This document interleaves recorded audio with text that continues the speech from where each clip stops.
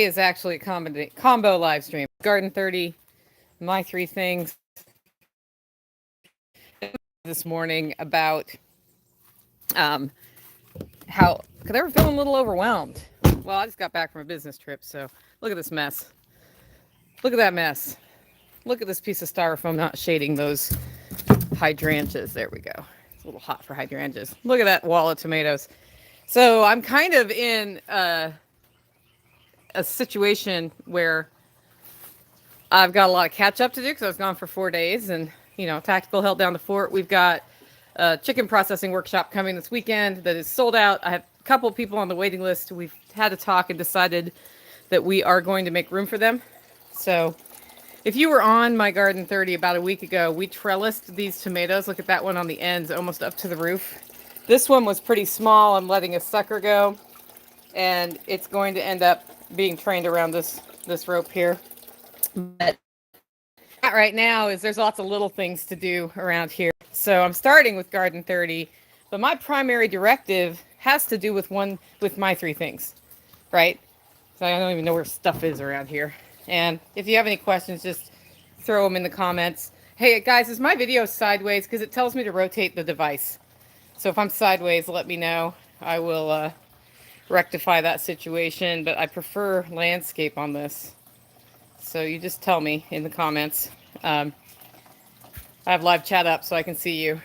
Yeah, so this wall of tomatoes, you can see there's a nutrient problem here because I've been gone, and this thing goes through so much water because it's so many tomatoes, and I've got a little blossom end rot happening on some of them. It's sideways. Okay, well, fine. We will just do this then. How's that? Better? So first thing I'm going to do is top the water. And then once that's done, I'm going to be out and about, like, watering the plants in the under Taj Mahaler. So this system waters itself, but all those pots need water. It's going to be hot today. We were supposed to get rain, and we did not get rain. So I always start with this system because it needs to be kept full. I think we may actually move towards a bigger water storage system there before the season is out. Look at these tomatoes. Look at all those things. We got some really big ones down here. Just waiting for them to turn. And then the intention of having tomatoes sort of vining down low here is to keep the shade off those black buckets. I woke up today to a message, somebody trying to bully me into giving my opinion on Roe versus Wade. And I could tell by the way the question was asked. See, there's just no point in leaving these things on there. Here's what you can do, though. So you see how there's some blossom end rot? This probably means that I need more Epsom salts in the system for this tomato. You can cut off the brown part and fry them like fried green tomatoes. So all is not lost. So, of course, I'm going to, pile these here so I bring them in. Anyway, I woke up to somebody like, you were so vocal about jab mandates. Why aren't you talking about Roe versus Wade? And I'm like, well, because I haven't gone back and read the original Roe versus Wade decision, weighed whether I thought that was constitutional or not, and look at the arguments, nor have I read what was released yesterday. I have no idea. So if I start talking about that, then I'm hypocritical because I don't know what's going on, really. I just know that it was overturned yesterday officially, and I knew it was coming because they basically gave us warning that was going to happen. I think that leak happened on purpose so that we would know it was coming, so people could deal with it mentally before it came down the pike, so it would be lower impact from a rioting standpoint. I literally think that. Now, a lot of people think that the powers that be are trying to get us to riot over this, and they can think that.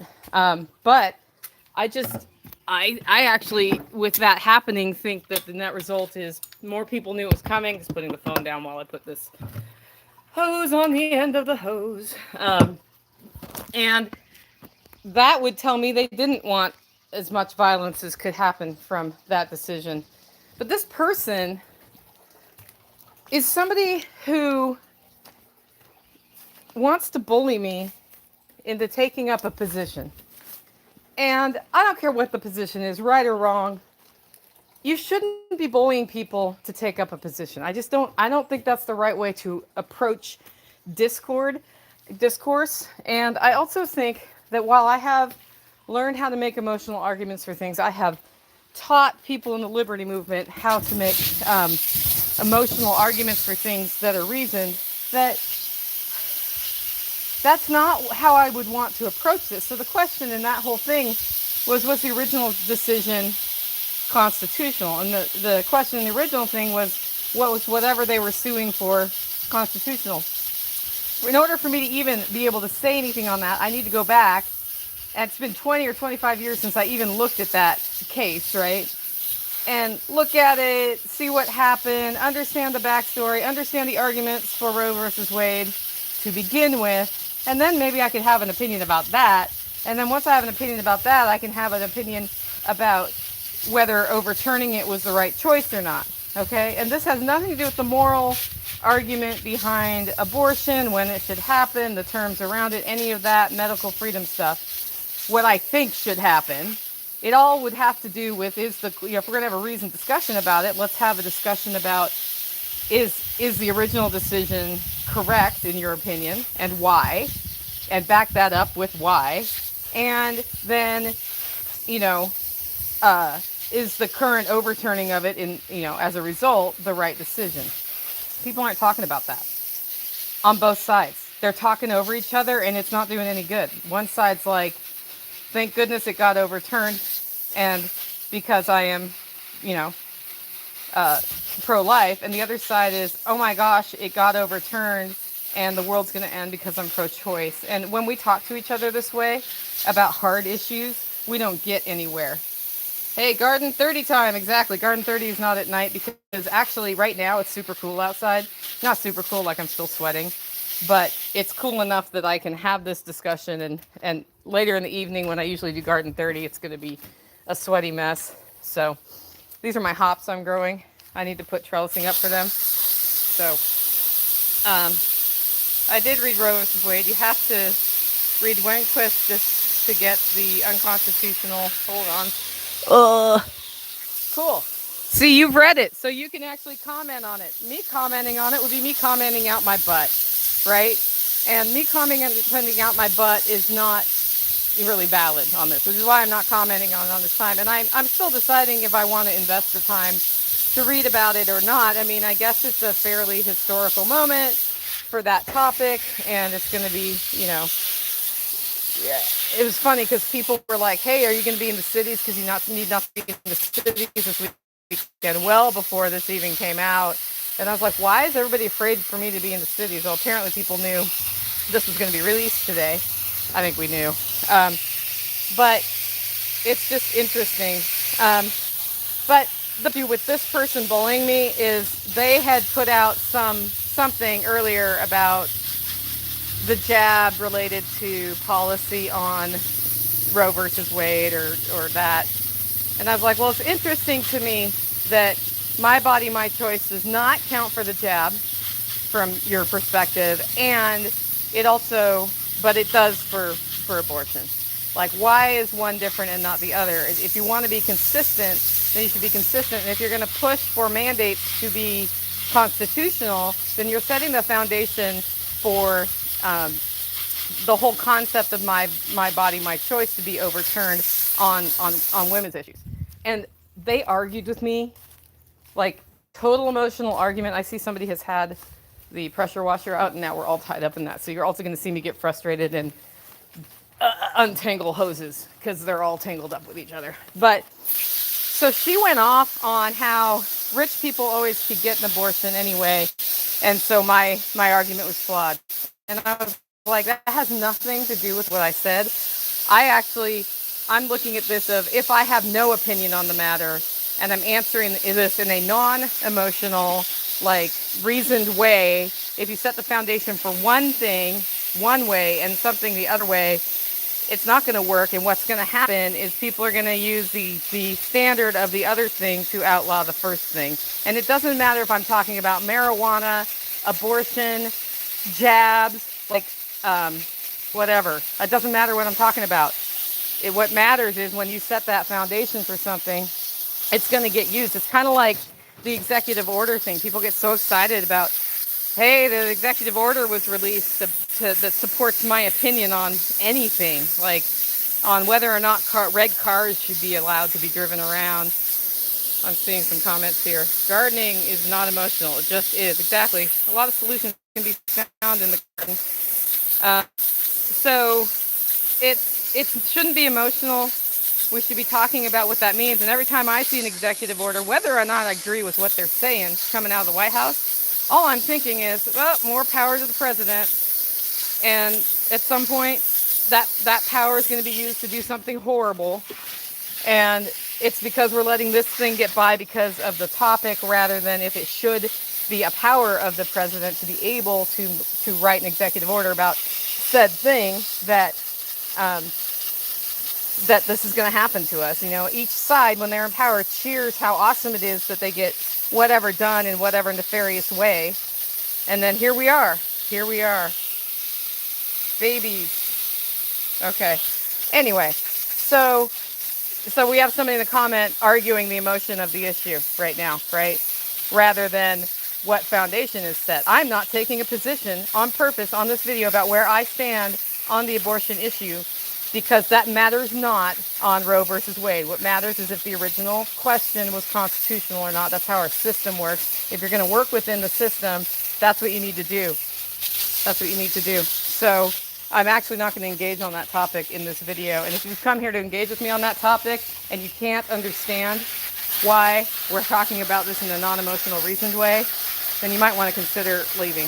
Because for me, that's not the purpose of this. This is my Garden30. What I'm talking about is the person who was trying to bully me to go public with a position before I've even read anything about it, thought about it, looked at different opinions, those sorts of things.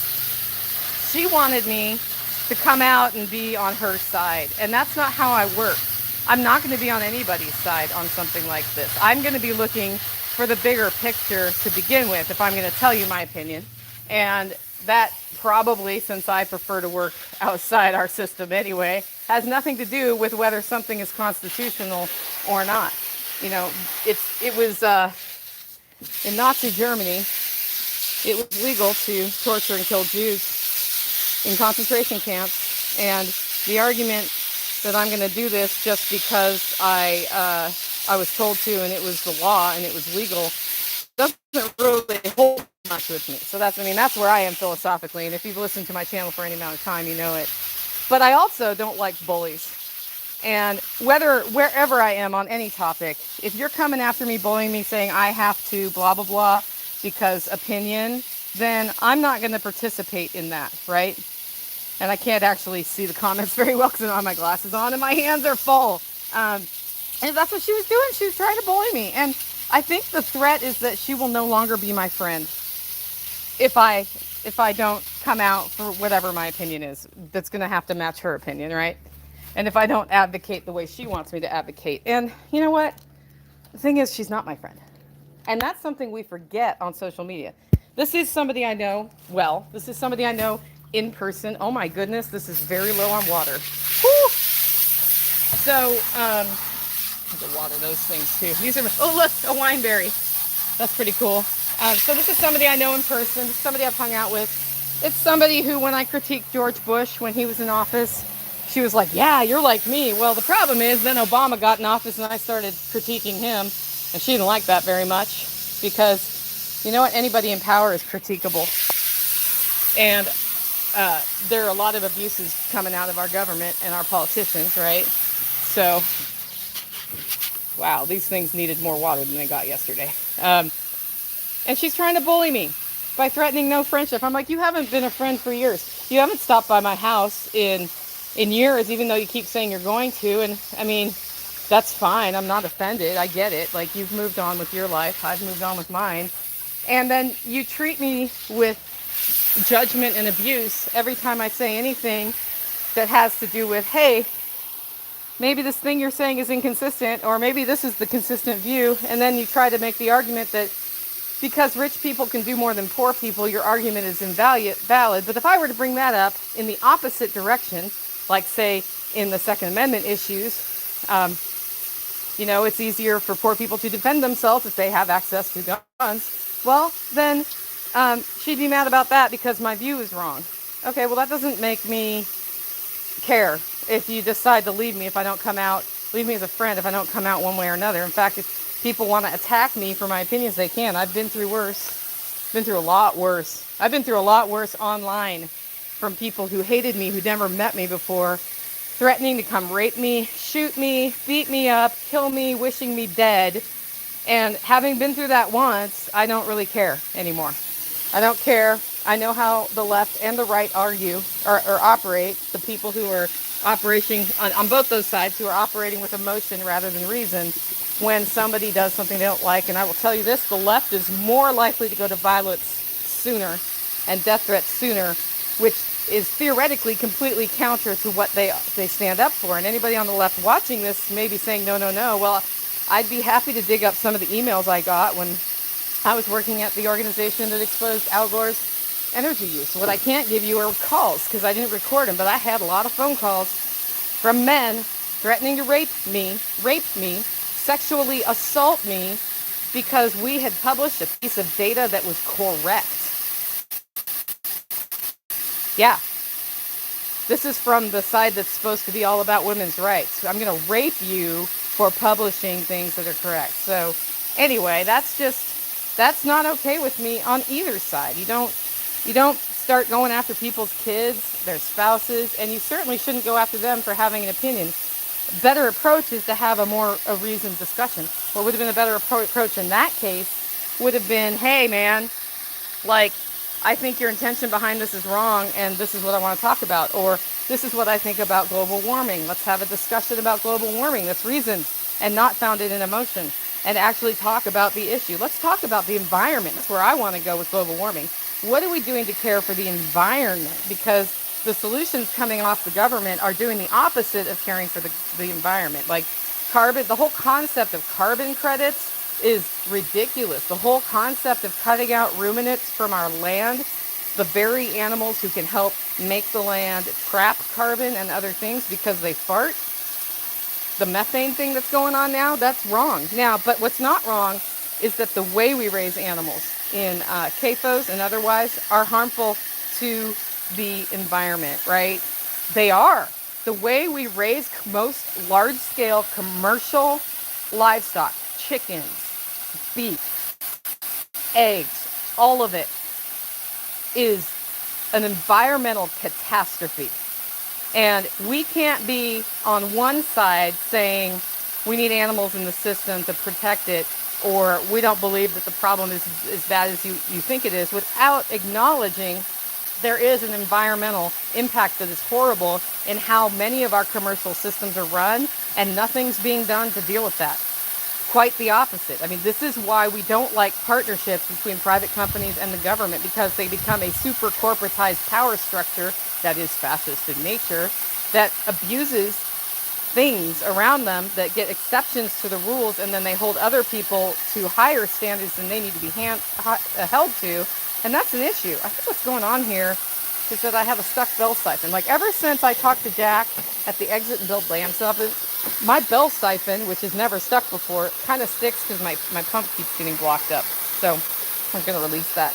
This is my aquaponics system. This is how I raise food with fish poop. So anyway, apparently I'm full of fire and vim and vinegar today because it is what it is. Yeah. Beautiful walking onions from Chef Brett. Some of them are. I had 4 bulbs of the walking onions earlier this year, and these just need to get replanted. So what happens with walking onions is they develop bulbs on the top, and then you take these off and plant them and you get more onions, and then you eat them kind of like green onions mostly. You can eat the bulb part too, but they are delicious. And you start with 4 and you end up with 8. And the reason they're called walking onions is that they'll like fall over and replant themselves, and then you end up with many, unless you don't give them any access to water of any kind, and then you have an issue. So anyway, this system is blocked up. I'll be cleaning that pump. The pump is down at the end of that there, and I know what has happened is debris falls in here, and then the pump blocks up and I clean it out and then it works for another week. It's part of my weekly maintenance. I'm kind of doing that today. I've got a chicken processing workshop and there's like stuff stacked on my picnic tables. I came home from my trip and I was like, Tactical, there's stuff on the picnic table. He's like, that's all from your car. I'm like, dang it, he's right. So I've got to get banners put away from Self-Reliance Festival and some other stuff that's out there put away properly so that it's taken care of, and then I'll be ready to set up the chicken plucker where it needs to be and all the other stuff, so we're ready to go for the chicken processing workshop next week. And here's the good news on that, anybody who's coming to that, is that the weather looks like it's going to agree with us, which is awesome. So that's cool. We're almost done. Look at this. See these leaves? See how it's getting kind of light there? This is a celery plant. It doesn't like being hot. Can you see that comfrey that's a lighter green than I want it to be? That means I don't have enough nitrogen in the system. And I'm making compost tea in this bucket here. So I'm probably going to add some stuff to that. And I can see that the water hyacinth it has some lighter streaks in it. Usually that's a good dark green. My friend David loves to call comfrey the canary in the coal mine because it starts displaying distress from nutrient loss before you see it in other plants, because like this sweet potato is looking great. What that means is that I need to do some more compost tea. I probably need to do a foliar spray on this, and I'm going to use some Garrett juice, and that is what it is. So this is all part of the weekly maintenance. The other thing I'll be doing is balancing that system because it hasn't had nutrient added to it, but I was kind of letting it catch up with things. But now we have a lot more water here. The fish are a lot happier. Yeah. So now we go on to other plants. See, this is what takes time when you live in the country, is all this maintenance. Like I haven't put a drip system on these potted plants. This is ground nuts. That's what ground nuts look like. This is a really good tuber, kind of low on the glycemic index. I have it growing in a bucket. It's a wicking bucket because it will take over everything if I let it vine out. And I may plant it in parts of the property. I actually need to look up and see if sheep can eat this, because they probably can without any difficulty, and it will take over everything. And I got like 4 of these ground potatoes from Jack Spirko 2 years ago, and now, like you can see the vine, it's beautiful. It's going to start flowering soon. You can eat the flowers. And then in the fall, you get a nice tuber. So this is a wicking bucket, which means it has a pocket of lava rock and a weed barrier at the bottom. And I fill that up. And then the soil wicks up. It's a little hydrophobic right now because I was out of town. And I think I water things more than Tactical does. The gooseberry's almost ripe. Super exciting stuff. Here's some basil. That is whatever that stuff's called. It's not dill, it's the other one. Fennel. That's fennel. That wispy one in the back there. It's about time to harvest that fennel. Look at it. Fennel is delicious in a stir fry. I got a bunch of chamomile in this pot. But because it fills up with water in that area and wicks up, I water the crumbs out of this in the morning, and then it just wicks up for the rest of the day, which helps when you have potted things that dry out fast getting beat on by the sun. The issue I have with my pots right now is they're black, and I need to hang burlap coffee bags on it just to block them for the sun for the rest of the year. But yeah, the thing is, when you're growing food, you got maintenance. So I thought I was going to be doing both of my 3 things in the Garden30, but I'm guessing because we're at 25 minutes that it is just the Garden30, and all I did was water plants for half an hour. That's kind of funny. Is there anything you guys want to talk about? Put it in all caps. I've sort of seen some of your comments as they went by, but I was watching what I was doing, and you didn't have stuff in all caps at the beginning, so I didn't know I needed to look at some of the comments. And I was going off on being bullied online today because I get tired of people trying to bully me into things because it doesn't work. My response to bullying, by the way, because I was bullied as a child in school.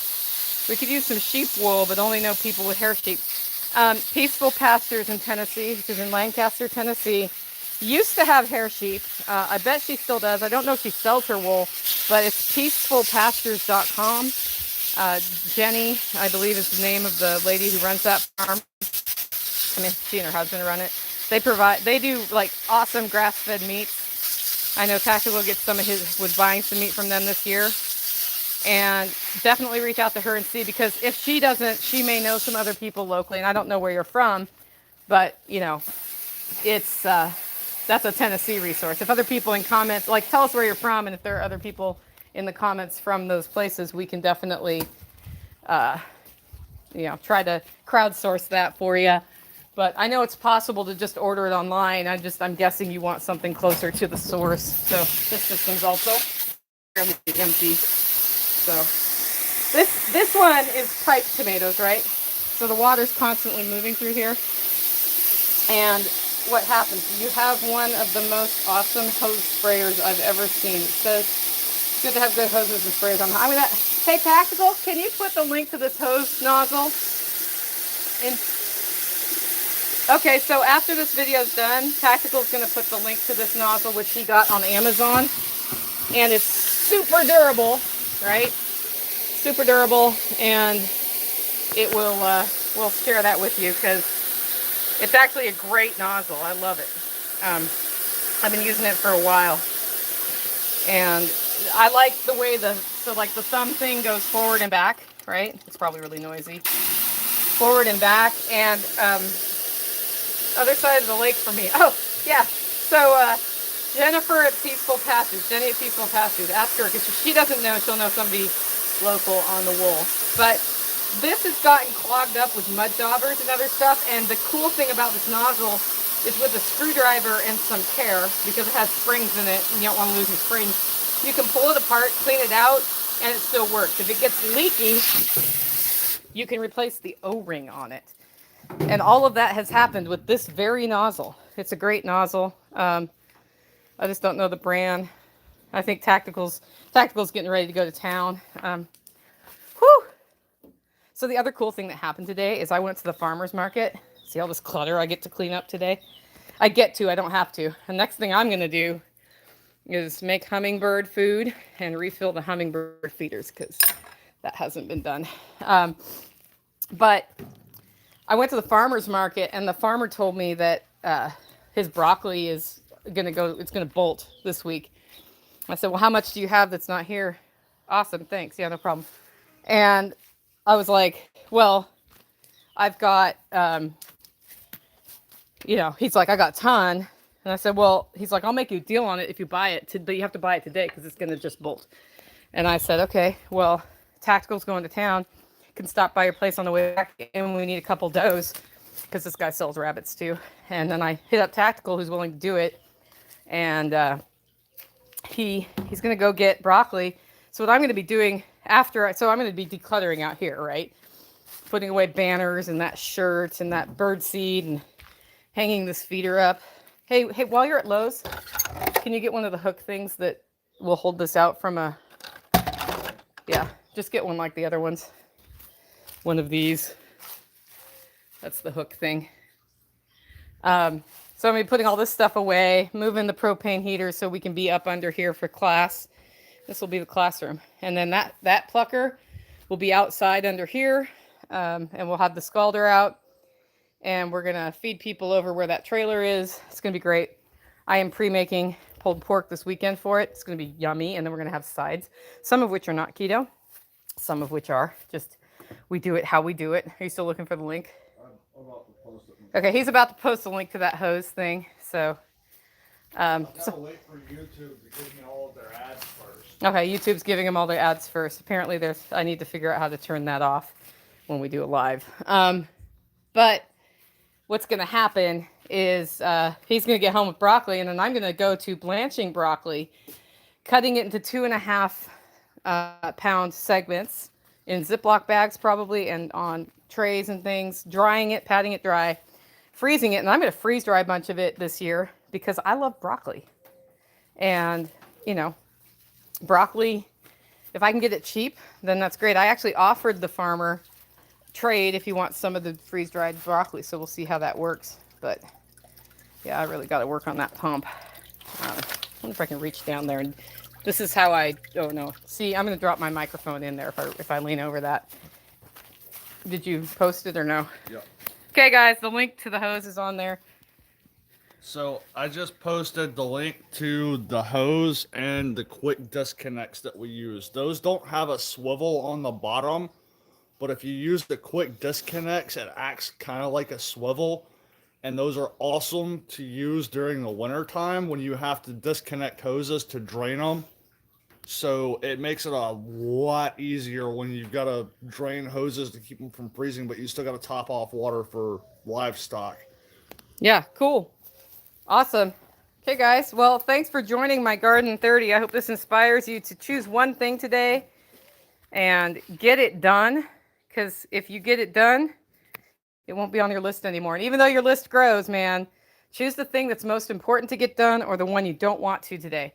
Do the thing you don't want to today so you can do Selfish Sunday tomorrow and do all the fun stuff. Anyway, I hope you enjoyed this one. We will see you next time.